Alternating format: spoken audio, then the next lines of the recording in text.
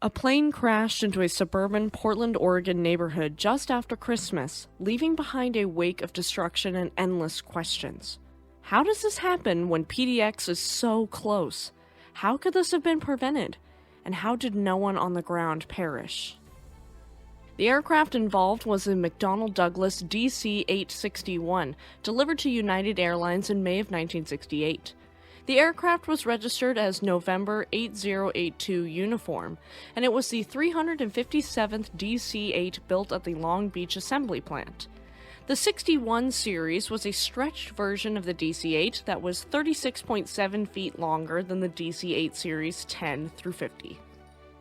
The crew of this flight was piloted by an experienced cockpit crew, starting with Captain Malvern Buddy McBroom, 52, who had been with United Airlines for 27 years and was one of the airline's most senior pilots, having accumulated more than 27,600 flight hours, of which about 5,500 hours had been on the DC-8. Beside him was First Officer Roderick Rod Beebe, 45, who'd been with United Airlines for 13 years and had logged more than 5,200 flight hours. And lastly, we had flight engineer Forrest Frosty Mendenhall, 41, who had been with United Airlines for 11 years and had close to 3,900 flight hours. Beebe and Mendenhall had over 2,500 hours of flying experience on the DC-8 between them. United Airlines Flight 173, not to be confused with the infamous United Airlines Flight 175, departed from Denver Stapleton International Airport on December 28, 1978 at 3:47 p.m. Mountain Standard Time with 189 people on board, 8 crew and 181 passengers. The estimated flight time was 2 hours and 26 minutes, and the planned arrival time in Portland was 5:13 p.m. Pacific Standard Time, about 40 minutes after sunset.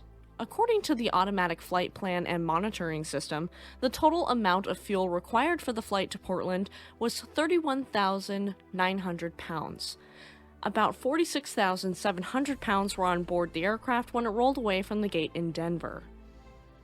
The flight toward Portland was boring and smooth, with the Rockies fading away and Mount Hood coming into view as the sun was setting.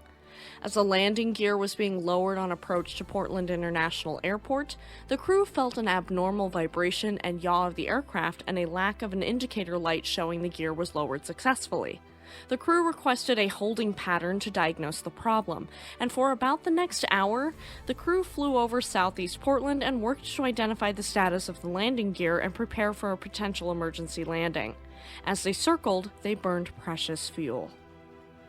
During this time, the co-pilot and flight engineer attempted to passively alert Captain McBroom about their low fuel, a situation which was exacerbated by the fact that the gear was down with the flaps at 15 degrees during the entire hour-long holding maneuver, significantly increasing fuel burn rate.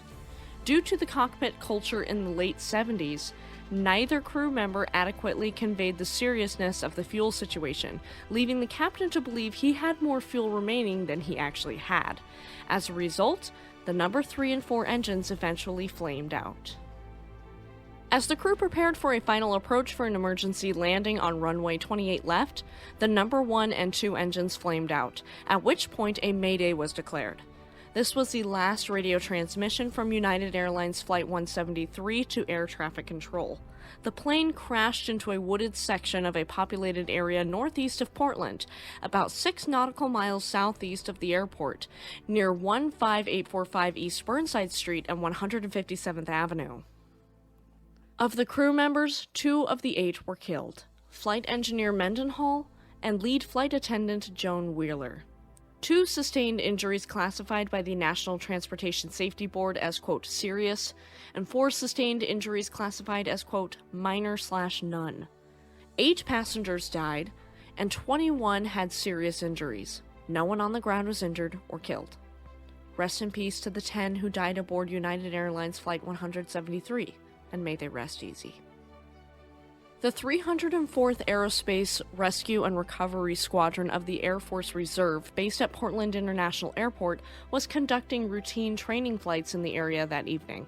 Airborne aircraft from this unit were immediately diverted to the crash scene and proceeded to transport many of the survivors to local hospitals via helicopter. But what happened with the landing gear? If you like history and disasters, make sure to check out my other channel, Shipwreck Sunday. The NTSB investigation revealed that when the landing gear was lowered, a loud thump was heard.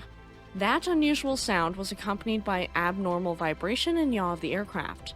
The right main landing gear retract cylinder assembly had failed due to corrosion, and that allowed the right gear to freefall. Although it was down and locked, the rapid and abnormal freefall of the gear damaged a microswitch so severely that it failed to complete the circuit to the cockpit green light that tells the pilots that gear is down and locked.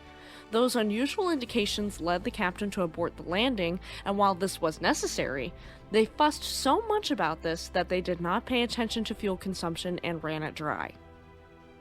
The NTSB points to the following factors. Number 1, the breakdown in cockpit management and teamwork.